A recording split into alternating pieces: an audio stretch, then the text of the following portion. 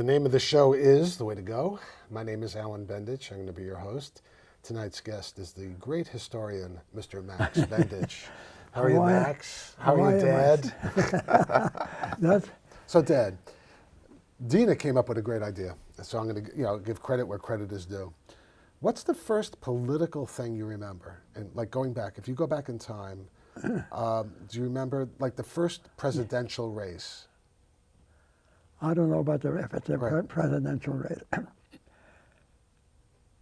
When I was a kid, a kid, I would sell newspapers. Why my friend, his parents, had a little store, and in the evening, the trucks would come with Daily News, the American, it's called the American Daily Mirror, and they dropped off pop, and the people who it was for, this is for this guy, this is, and I started to help out one of my friend. In other words, we would sell it for a nickel. It's a nickel for the Sunday News, a nickel. So he'd give me 2 cents, and he keeps three. In other words, maybe a dime, whatever it was. He made a penny more than I did. Right. The same thing with the American and with the Daily Mirror. Right. And we. Did you read it? We had on and on the same block, the subway is over here. Right. And 2 steps away on the corner, there's a store selling cigars and then candy, also newspapers. Right. So they were very angry. They would go over to the Democratic Club. Right. And by luck, I had done something for the Democratic Club. A kid, he liked me. I'm a hustler. He said I was. So he even came over to look. Please, don't be angry with this man and doing that. Right. So, and I started to find out about one other person, not the president, Vito Marcantonio. Who's that? Vito Marcantonio was a member of the American Labor Party or something, and he was for the people. He wasn't a communist. He wasn't. And he was. I think he was even elected to the Congress. Okay. And it's a good story, and he would. Before the newspapers come, and he lived 116th Street in Harlem. Right. And we would go on. You know how to get onto the subway.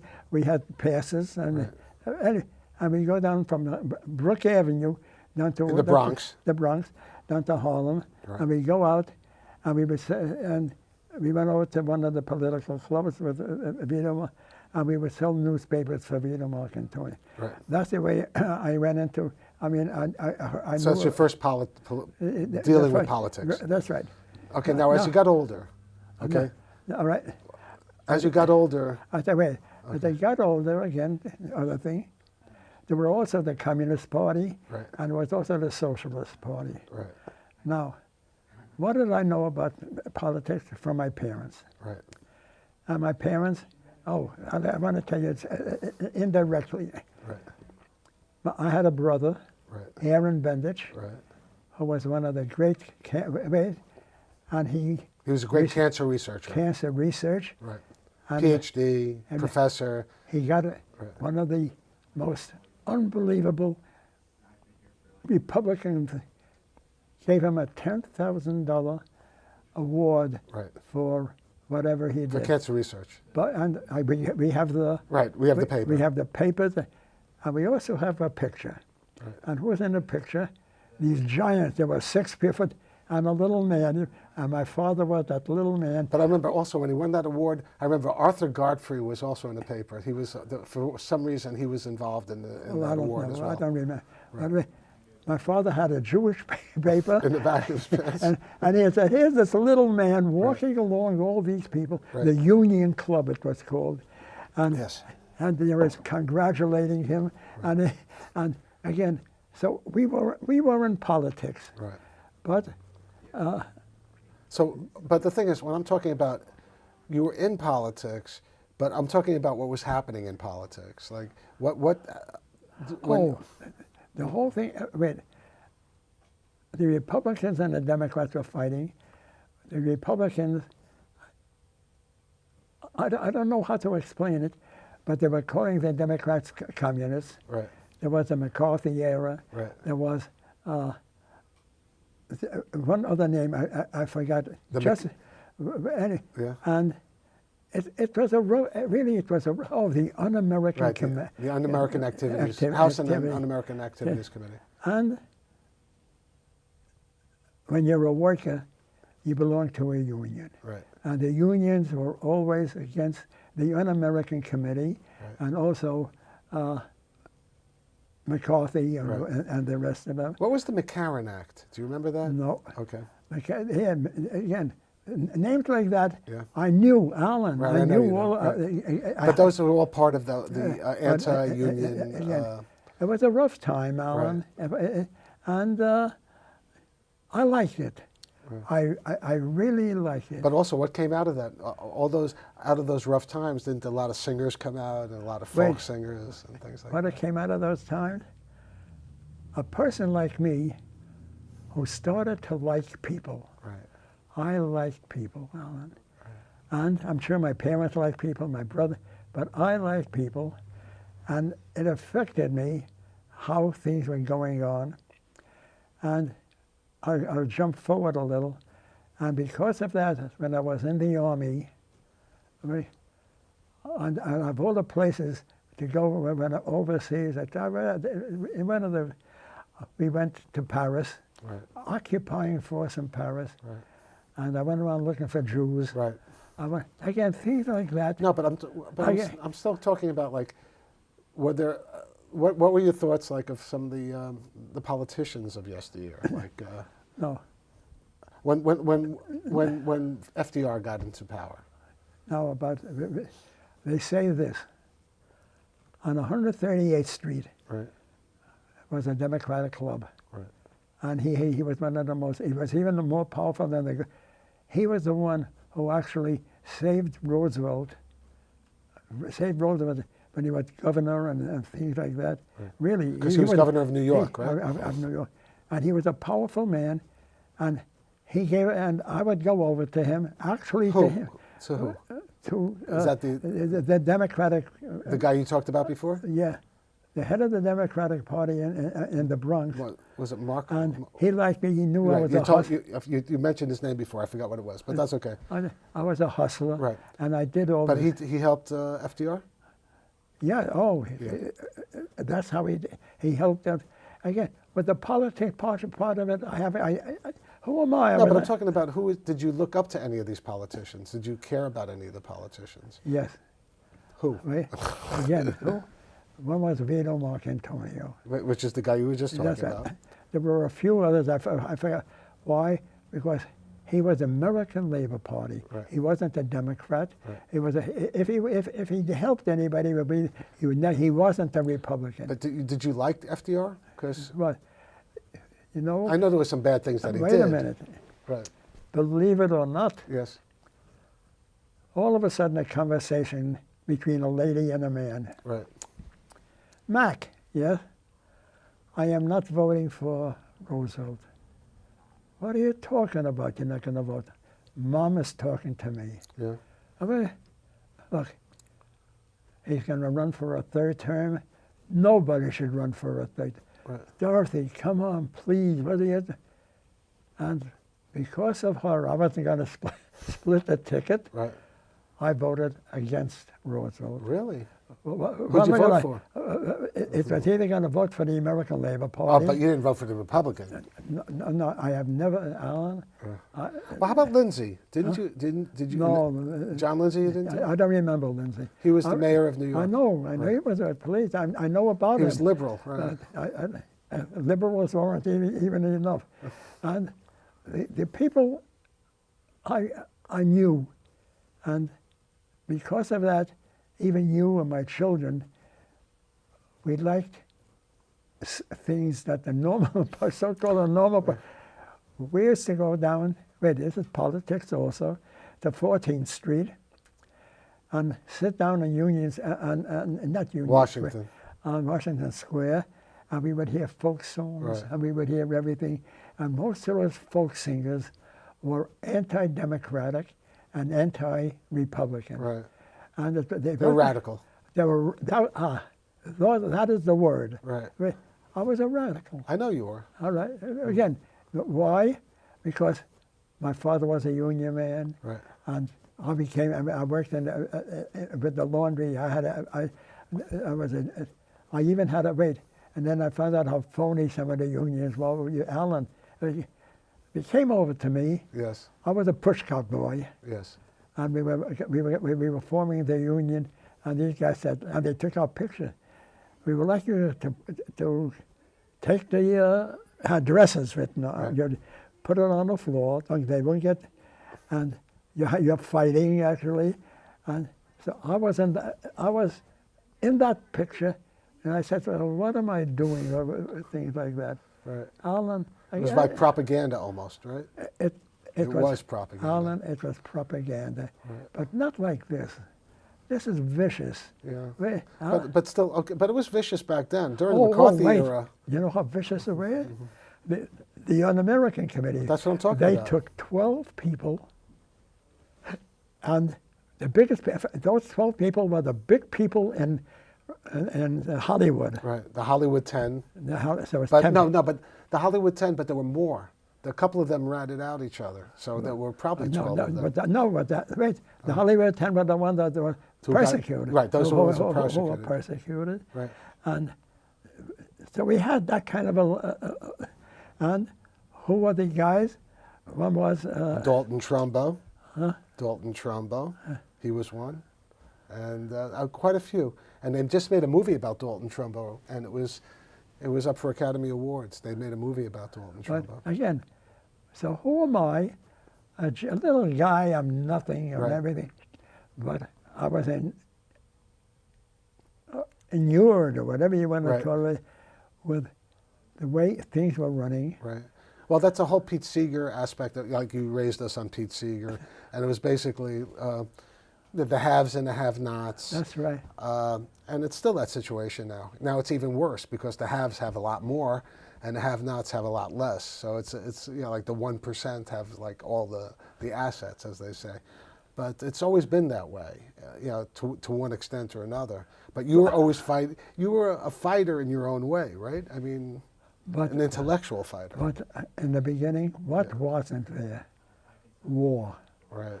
The war was over when I was born. Meaning World War I. World War I was over when I was born. Right. And You were born 1915. Because and then a couple of years later, we were in there with losing almost 1 million men. Right. It was unbelievable. Right. But the talk and the everything was never like the way that people. But it's been that. I mean, there have been terrible times in different countries. I mean, throughout. I mean, look what. Anyway, I don't even want to go there. Right. I mean, the way things are going in the world. But back then, though, was it a more peaceful? I mean, did it seem more peaceful on like just in general? But you had wars. But I mean, in the United States, was there a different sense of security? They had different issues. Right. No, really. And one of the big issues were union people. Right. again, on the Un-American Committee. How was that, like now they're dealing with immigration? What was how was it always that the immigrants were the people that were gonna, that there was always negative feelings towards immigrants? The immigration, as far as I knew, Yes. kept on going, Right. kept on going. And it was okay. And it was okay. And it was okay. Right. And it continued the same way. They would come to Ellis Island or and go right in downtown, the Lancey Street and everything. And they'd make their way and up. The people Make their from way there up would go up uptown. and would go up. No, Island. That's what the progression So it was like a ladder. It was a ladder. It wasn't like it was a ladder. Right. And the first place we went was to 110th Street. Right. Well, now it's a Harlem, Right. but it was it was a Jewish neighborhood, Right. Jews, and from there, because How long? Okay, well, you get here, right? I mean, you didn't, but the people came in. How quickly did they get into politics when they came to the United States? Is it something that happens like that? almost immediately, The Jewish people Yeah. had the forward. Right. The forward was one of the great, whether we papers. It still is. Right. They have an English I know. I used to work for Workman Circle and the Forward is the partners. With the Workman Circle. Right. And politics was always. Right. And we were always on the bottom of the ladder. Right. But we were young, Alan. Yes. And I told you, so I went down to help out this guy, Big Vito Marcantonio, whoever even heard of him. And do you think he should have a bigger place in history? Vito, whatever the guy's name. Oh, he has a big place. He has. I've never heard of him before. All right. You never. But if you look up, he was a great man. No, I believe you, but I'm saying that there's a lot of great. The other thing that's interesting. Okay, I ask people about movies and music, and even songs by the Beatles. Young people today, they don't even know the songs by the Beatles. Oh. They don't even know. I mean, they don't know the movies of the 1980s. Everything that is indelible in your own mind, the new generations have no clue about. Right. You just remind me from today. I'm talking about that.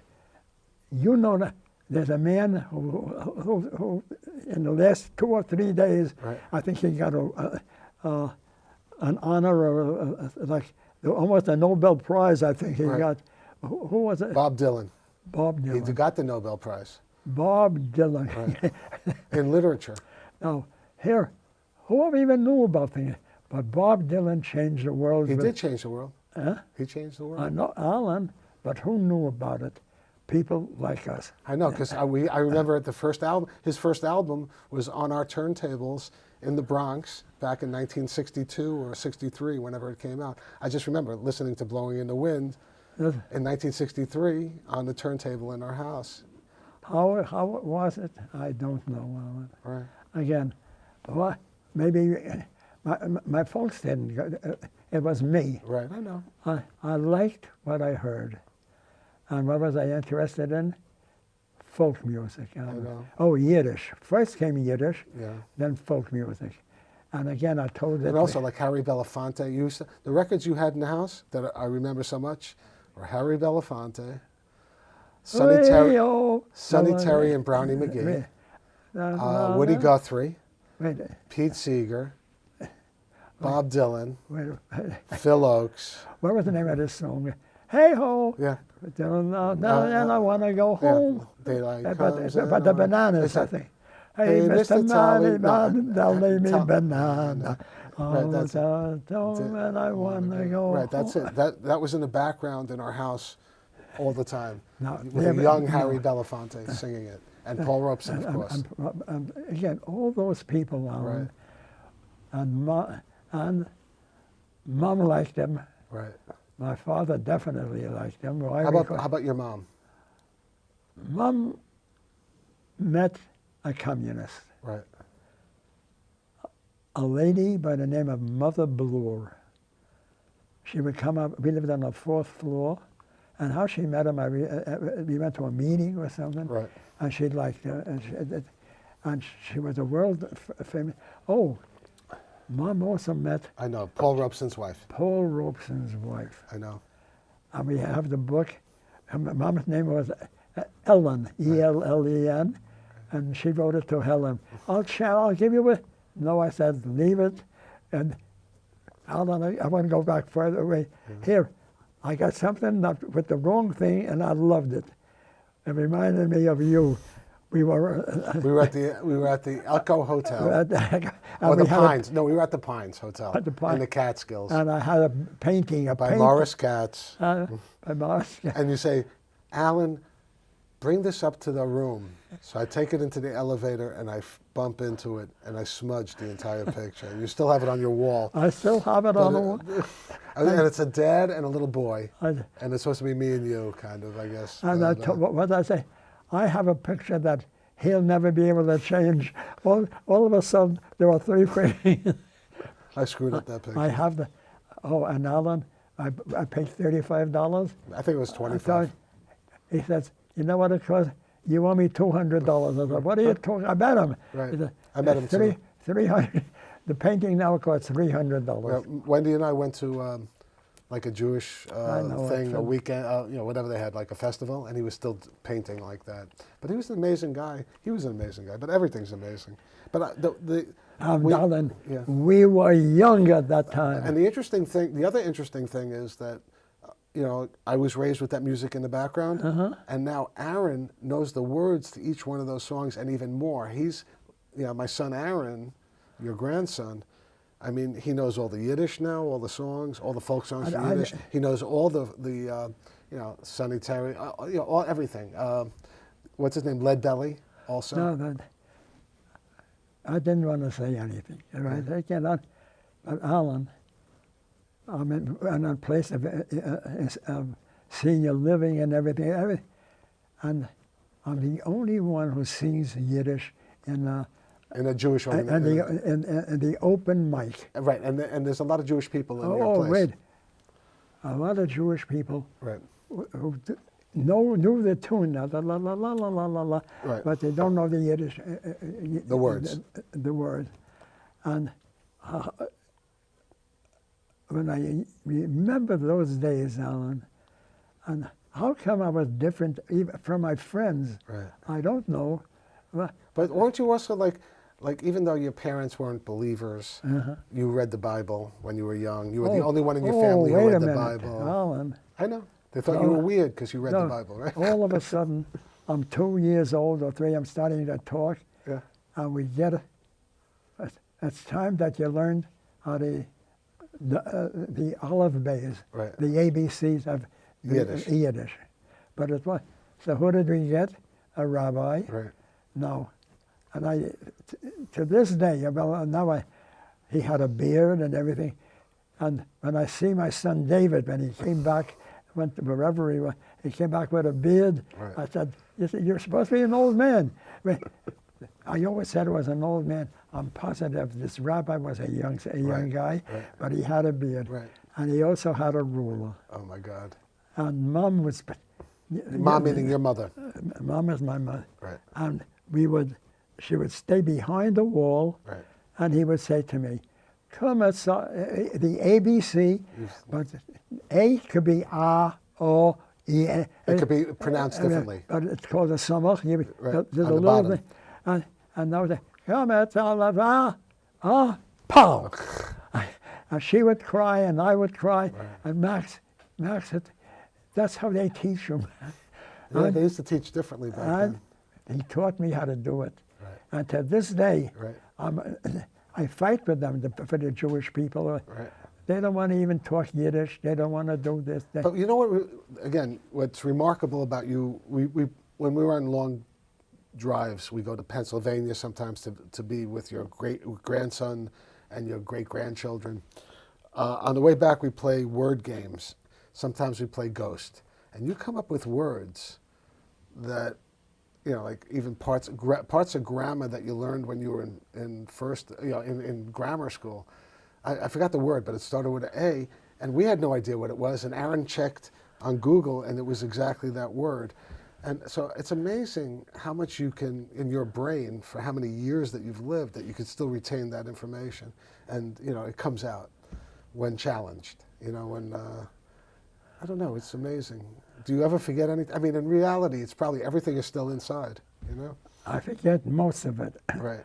But while we're reading, there's 4 people on the table. Yes. This guy over here many times. And the next man starts singing Yiddish song. And wait a minute, I say, and they all laugh. And I start singing. He forgets about it. Yeah. I don't. By remembering, right. I know this. Well, even with Aaron, because Aaron knows, your grandson Aaron, my son, he knows a lot of Yiddish songs. Yes. And then when he starts playing, did you hear this song? And then we have it on YouTube or on the phone or whatever, or Spotify, and all of a sudden you're singing songs that I don't think you sang in 60 years. And you're singing those songs word by word, and Aaron is smiling, and all these things are coming back. I told this, believe me, I even kissed Aaron. I sing a song I remember. Again, something like, hey diddle diddle, the cow, The cat and the fiddle. the spoon and the Right. fiddle. The cow jumped over the moon. Right. Became a Yiddish song. Yeah. And the song was, off and on the roof, Yeah. with tanzt the share, danced off and don't forget tanzt the share. Who were dancing? Geese and sheep. Right. And When was the last time you heard that song? wait. When I heard it, I don't remember. That's what I'm But saying. But you remembered it. I remember. And all of a sudden, in a car with Aaron, And us. We were all together. That- As I hit the microphone. they hear that song. And Auf you en were Dach singing it. getanzt das Scher, auf den Gänsen ziegen, en über das Bobbes Jachtnetzdach, aus der Kegel fliegen, and over the Bobbe Yachtne, the roof of a cow jumped over the moon. That's it. And the same, And when was the last time you sang it, right? And it's amazing. And Aaron is playing that because he knows that you have some history with it. So he's doing everything for you that I didn't. But it's good. That's all right, please. The next generation. That's what Alan. Could you imagine? Good. Who listens to Yiddish music anymore? No, right? no. All right, I didn't want to say it. Yeah. All right. So my parents come over. Yeah. Not to Ellis Island, to something Garden. Okay. Well, Whatever the name is. It's an important name. Yeah, but it's okay. And that's where they embarked and everything else. And they're going to live with my aunt and uncle. Right. And the first thing, they're kissing and they're talking Yiddish and they were told, red nicht Yiddish. Wait, do not talk Yiddish. My friend, what are you talking about? And I listened to what they said. You're the first one. I mean, No, you've said it before, but you I can say said it again. They're going to call you a sheenie, Right. and they're going to call you a kike. Right. You've said that here. Right. You've said that on the show. What are you talking? What are those? Right. That's a very bad name. Right. They're calling that don't, to people who talk Yiddish, Right. You're in America, learn Assimilate. English. Right. And also assimilate. Huh? Assimilate. Assimilate. And that's now the world is a little bit different because now they're embracing diversity and inclusion. That's like people want to maintain, and rather than everyone being the same in the melting pot, people are now appreciating the diversity of people and allowing them to maintain who they are rather than becoming American in quotes. So Well, that's the new thing. It's important. Right. It's important. Why? Because they remember tunes, Right. but they forget words. That's true. And who knows words? My beautiful, wonderful grandson. But I'll tell you one thing. The other thing that's happening also is they call cultural appropriation. And I forgot the name. There's a comedian. I think her name is Amy Schumer or something. I think that's her name. And also Goldie Hawn. They did a Beyonce song, and Beyonce is an African American singer who's very famous, and a lot of people are upset that it was like a parody of it, and they're saying that it's like people are stealing. It's cultural appropriation. In other words, they're taking something that isn't theirs. Look, we live in a changing world. That's it, Pop. Remember, yes, I'm still 101. Now I'm 101, pushing 102. that's true. And in all that time, what do? I go back to my roots, Alan. I know. Why? Why don't I stop in the middle of something else? And I had good things to say. Believe it or not, I had. Well, you have good things to say, and that's the truth. But unfortunately, I got a bad thing to say, and it's the same old line. That's not a bad thing. It's a wrap. Good night, folks.